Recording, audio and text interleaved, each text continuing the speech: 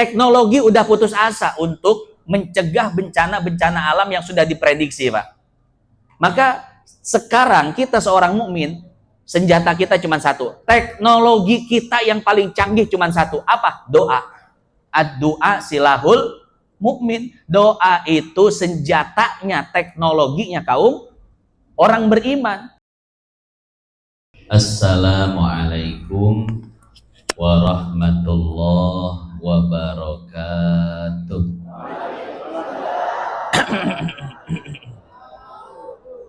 Bismillah walhamdulillah. Wassalatu wassalamu ala Rasulillah Sayyidina Muhammad ibni Abdillah wa ala alihi wa sahbihi wa mawala. Qala ta'ala yarfa'illahu alladhina amanu minkum walladzina utul ilma darajat. Wa qala an-nabi sallallahu alaihi wasallam man salaka tariqan yaltamisu fihi ilman sahalallahu lahu bihi tariqan ilal jannah.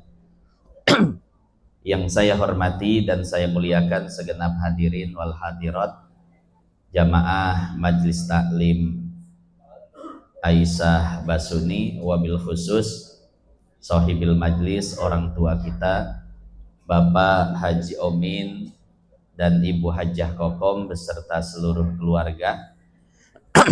Kita doakan mudah-mudahan beliau-beliau senantiasa Allah berikan kesehatan, dipanjangkan umurnya, dimudahkan segala urusannya, disoleh-solehahkan anak keturunannya.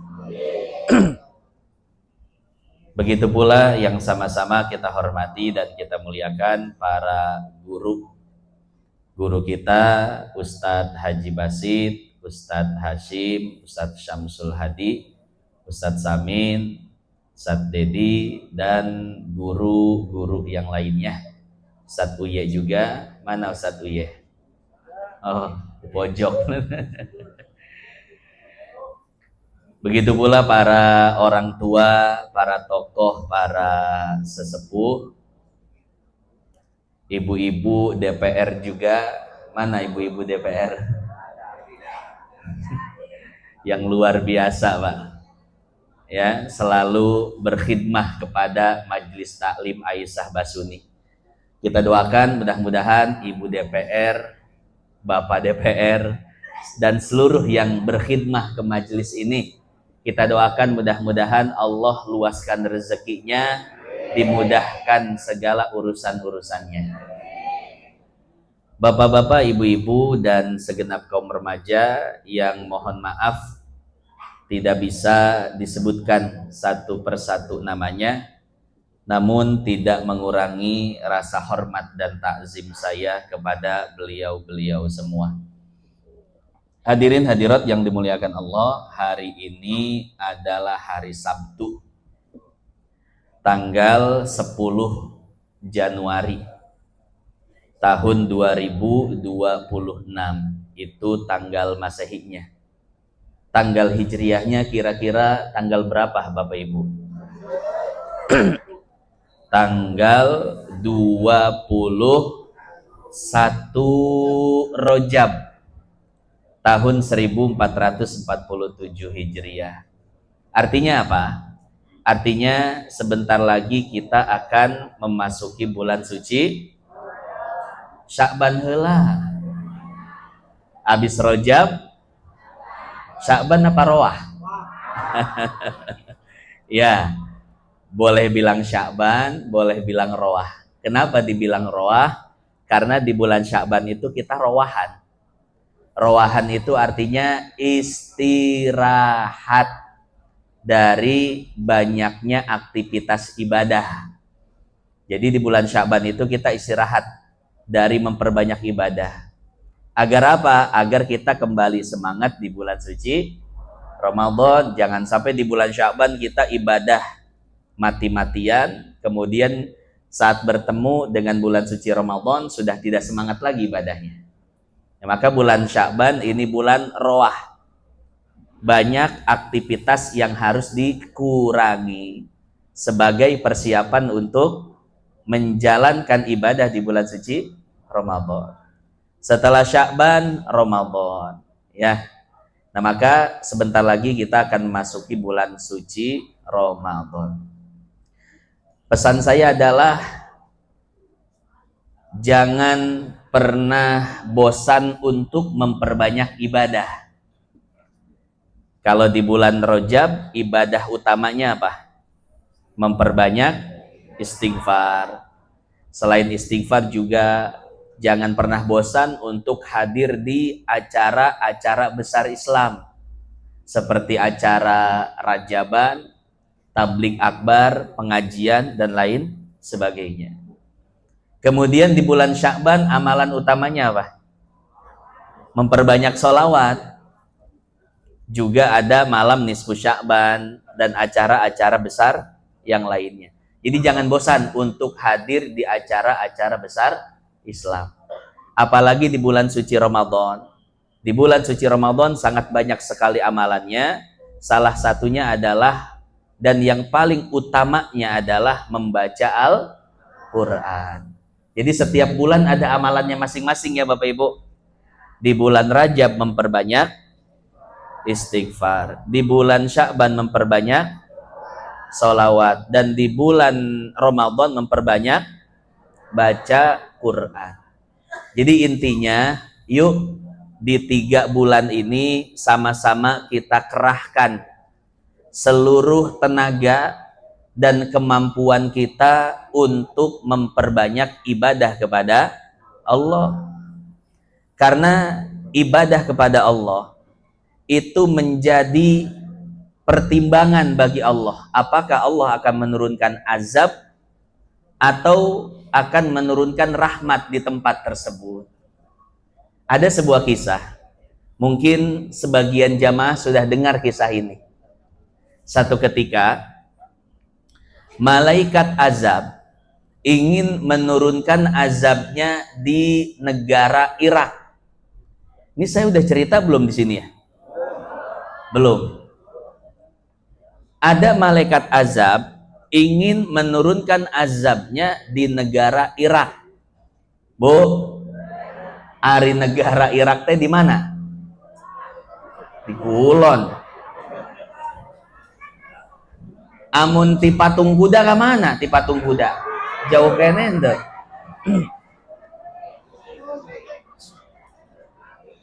Irak adalah salah satu negara yang terletak di Timur Tengah. Satu ketika malaikat azab ingin menurunkan azabnya di Irak. Kenapa? Karena di malam tersebut ada 400 orang yang sedang berzina. Ada 400 orang yang sedang bermaksiat kepada Allah. Akan tetapi sebelum malaikat azab menurunkan azabnya, tiba-tiba malaikat rahmat datang dan bertanya, "Hei malaikat azab, ada perlu apa engkau datang ke Irak?" Maka kata malaikat azab, "Wahai malaikat rahmat, aku datang ke Irak untuk menurunkan azab di sini. Karena pada malam hari ini ada 400 orang yang sedang bermaksiat kepada Allah." Kemudian kata malaikat rahmat, "Wahai malaikat azab, perlu engkau tahu. Selain 400 orang, ternyata di malam hari ini ada 900 orang lainnya yang sedang beribadah kepada Allah." Jadi di malam tersebut ada 900 orang yang bangun tahajud, beribadah kepada Allah. Maka wahai malaikat azab, 900 orang itu jauh lebih banyak jika dibandingkan dengan 400 orang. Maka di malam hari ini lebih banyak orang yang beribadah kepada Allah daripada orang yang bermaksiat kepada Allah. Akhirnya apa? Malaikat azab pun tidak jadi menurunkan azabnya di Irak. Alhamdulillah. Nah itulah berkahnya orang ibadah. Menjadi pertimbangan bagi Allah. Apakah Allah akan menurunkan azabnya atau menurunkan rahmatnya. Begitu pula di Cikarang. Di Bekasi. Umumnya di Indonesia. Kira-kira maksiat banyak gak Bapak Ibu? Bukan banyak lagi, luar biasa. Bejibun. Kenapa demikian? Karena akses mudah dan fasilitas murah. Coba akses buat zina. Sekarang itu gampang. Tinggal download aplikasinya. Kemudian pencet keluar semua. Tuh. Kau Ustadz tahu? Lah tahu, namanya juga Ustadz. Ustadz juga manusia kalau kata Bapak Haji Omin. Tinggal diklik, yang penting punya kuota ya. Nggak punya kuota bisa numpang wifi tetangga, gampang lah pokoknya. Akses mah mudah lah. Tinggal diklik keluar semua. Daftar perempuan, mau yang jauh, mau yang dekat. Dari mulai 350.000 sampai 3,5 juta. Ada semua. Yang 3,5 juta mantep lah ya. Dari ujung Ketombe sampai ujung Rorombehen bersih. Yang 350 ya rada nini seetik nah. Pak Ustadz kok tahu? Saya dikasih tahu teman saya. Jadi cek teman saya kieu, Syekh, ente kudu nyaho maksiat zaman ayeuna. Emang kumaha? Yeuh, jele dibuka. Tah. Aya aplikasina. Kemudian kata saya, coba mainin aplikasinya, dimainin, Pak. Dibuka, ada male, female, laki-laki, perempuan, tinggal pilih, klik, keluar semua perempuan langsung sama harga-harganya. Saya istighfar sambil kieu tah istighfar apa jenengan. Astagfirullahaladzim, kok gak rilisnya gitu. Akhirnya apa? Saya mainin ya, ditawar. Di situ ada harganya 600, ditawar 4,5 ya. Waduh. Serius nih? Ya serius katanya. Tapi tolong foto dulu sekarang. Saya nggak percaya sama foto itu, dipoto, cek dikirim. Astagfirullah, kok gelis cek saya. Ya Allah. Jadi saking mudahnya Bapak Ibu. Saking mudahnya untuk berzina. Fasilitas murah.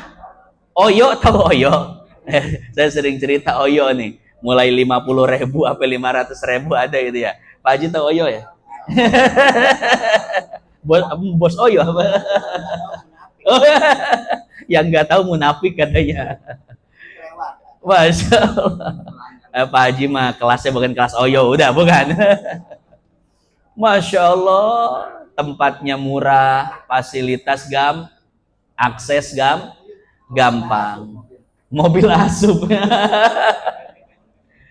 Jadi kita bukan suuzon sama orang, tapi melihat indikasinya bahwa akses sangat mudah dan fasilitas murah. Tentu yang namanya perzinahan di zaman sekarang lebih banyak daripada perzinahan di zaman dulu.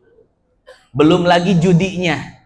Dulu waktu kita kecil orang pengen judi harus kumpul badan, betul ya? Harus kumpul. Sekarang judi bisa di kamar masing-masing. Tidak ada satu orang pun yang tahu. Ka masjid mah rajin, tapi unggal poting depo. Goceng gayanya bisa masang Pak Haji, menang 800.000. Ya apa lu Ustadz lah, Ustadz ya hatam. Ada mending mantan penjahat atau mantan Ustadz? Tapi alhamdulillah saya bukan mantan dua-duanya ya. Nah, artinya apa? Artinya di sini kita perlu mengimbangi maksiat-maksiat tersebut. Orang yang nggak ngaji, saya nggak punya harapan Bapak Ibu. Harapan saya itu cuman kepada Bapak Ibu yang hadir di sini. Itu harapan saya. Kalau yang nggak ngaji kira-kira mungkin nggak tahajud? Nggak mungkin, Pak. Orang yang nggak pernah ngaji mungkin nggak baca Quran? Nggak mungkin. Mungkin nggak memperbanyak istighfar, sholawat, dan lain sebagainya. Maka harapan saya itu adalah bapak-bapak, ibu-ibu, dan kaum remaja yang hadir saat ini. Makanya bapak, ibu jangan pernah tinggalkan bangun malam. Jangan pernah tinggalkan sholat tahajud. Kenapa? Karena sholat tahajudnya kita itu menjadi pertimbangan bagi Allah. Apakah Allah akan menurunkan azabnya di Cikarang atau menurunkan rahmatnya? Karena barangkali satu malam begini, di Cikarang itu ada 1000 orang yang sedang bermaksiat kepada Allah. Tapi ada 1000 yang lainnya yang sedang bangun tahajud. 1000 lawan 1000. Makanya malaikat azab bingung, Pak Haji. Seri soalnya. Ini kira-kira di Cikarang yang akan diturunkan apa? Azab atau rahmat? Lah seri 1000 PS 1000. Ilok atuh malaikat rahmat yang malaikat azab kudu gambreng, suit, gunting batu kertas lah. Nah. Ya. Jadi ada 1000 orang maksiat dan 1000 orang beribadah kepada Allah, sehingga malaikat azab dan malaikat rahmat bimbang apa yang akan diturunkan di Cikarang, azab Allah atau rahmat Allah. Tapi kata malaikat rahmat, kedengeula tungguan aya hiji jelma deui can hudang. Ada 1 orang lagi belum bangun. Siapa? Bang Karni.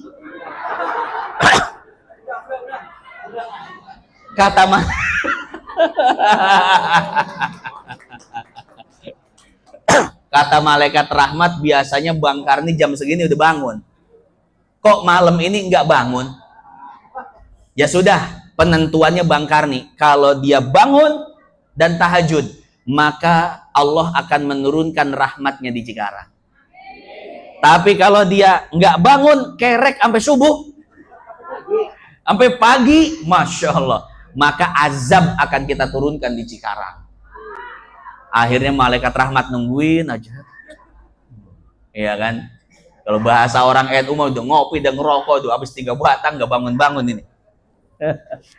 Malaikat rahmat nungguin untuk apa? Menjadi pertimbangan apakah yang diturunkan azab atau rahmat Allah. Senangnya bukan main malaikat rahmat. Kenapa? Sebelum subuh Bang Karni udah bangun. Bahkan jam 2 malam bangun. Alhamdulillah bangun juga Bang Karni. Bangun tidur, akhirnya dia ke kamar mandi. Buang air kecil. Setelah buang air kecil, dia tidak lupa berwudu. Masya Allah. Habis wudu, dia keluar, tidur lagi.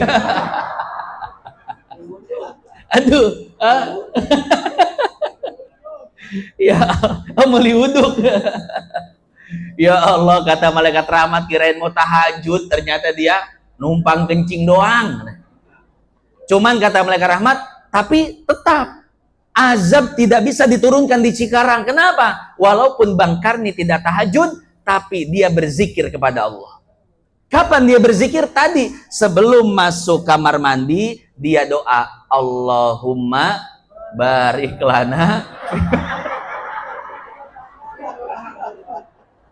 Naon doa asup kamar mandi teh naon? Allahumma inni a'udzubika minal khubusi wal. Masuk kamar mandi, dia berzikir, berdoa kepada Allah. Begitu pula ketika keluar kamar mandi, dia berzikir, berdoa kepada Allah. Alhamdulillahilladzi at'amana wasakona. Hajeun ibu-ibu, hajeun. Doa apa itu? Alhamdulillahilladzi azhaba annil adza wa afani. Kata malaikat rahmat, wahai malaikat azab, walaupun dia tidak tahajud, tapi dia berzikir kepada Allah, sehingga zikir itulah menjadi pertimbangan bagi Allah. Yang tadinya akan menurunkan azab, maka Allah pun menurunkan rahmatnya. Alhamdulillah. Tapi cerita tajik jangan dipraktekin. Akhirnya bangun malam kencing doang. Kata Ustadz itu juga udah zikir ya. Gak usah tahajud. Nah, hadirin hadirat jamaah yang dimuliakan Allah, intinya begini, yang ingin saya sampaikan adalah banyak-banyak beribadah kepada Allah, terutama di 3 bulan ini ya. Coba kencengin tahajud kita, kencengin bangun malam kita. Kenapa? Karena dengan bangun malam kita itu akan menjadi pertimbangan bagi Allah. Apakah Allah akan menurunkan rahmat atau azab? Karena kalau kita orang yang ngaji nggak bangun, bagaimana dengan orang yang nggak ngaji? Bayangin Pak, kalau Allah menurunkan azab di Cikarang. Kira-kira azab yang cocok di Cikarang apa? Gunung meletus, nggak ada gunung di Cikarang. Tsunami jauh dari laut. Kompor meleduk di Pertamina. Wah, ngeri Pak. Walaupun kita jauh dari gunung, jauh dari laut, tapi deket gampang aja. Kalau Allah ingin menurunkan azab, tinggal disundut Pertamina. Ya, cuger reka mana. Urang mah geus karolot, parah gitu. Nah, naon lah, bapak-bapak ibu-ibu mah geus karolot. Anak urang nuker laleutik keneh, ya Allah kumaha tah. Amun Cikarang kena azab, tetega urang mah ya hirupna geus emang ya lah geus bang sesa doang urang mah. Anak-anak urang. Maka kita jaga kampung halaman kita, wilayah kita, jangan sampai diturunkan azab dan bencana oleh Allah Subhanahu wa taala. Caranya bagaimana? Amin doang, lain.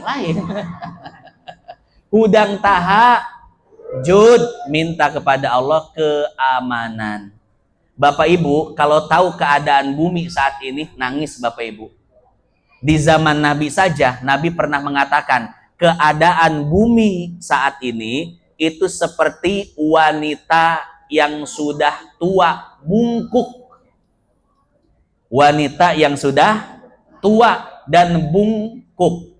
Makanya jangan heran, ketika bumi batuk, maka gunung meletus.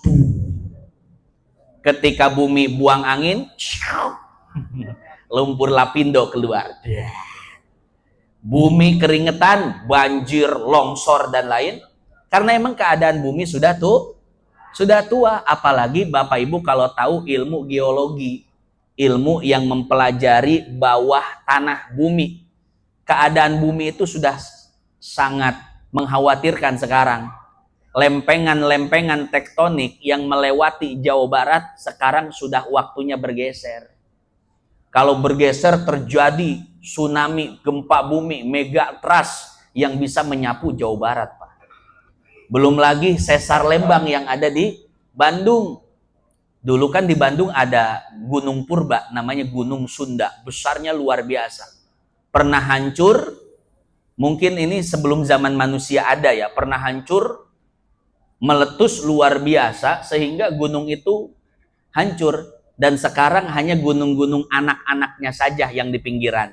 Itu Tangkuban Perahu itu anak Gunung Purba. Ya, yang setelah meletus membentuk kaldera. Kaldera teh bahasa Spanyol, bahasa kitanya kekenceng. Kekenceng kan melekung tuh. Gunung Purba hancur maka membentuk gunung-gunung di sekitarnya yang tengahnya namanya kaldera. Ya.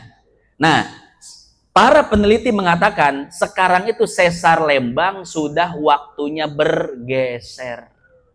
Karena sudah 105.000 tahun yang lalu itu gunung meledak. Sekarang sudah waktunya lempeng tektonik untuk bergeser. Apa konsekuensi bergeser? Konsekuensinya apa? Bandung kota bisa keurung.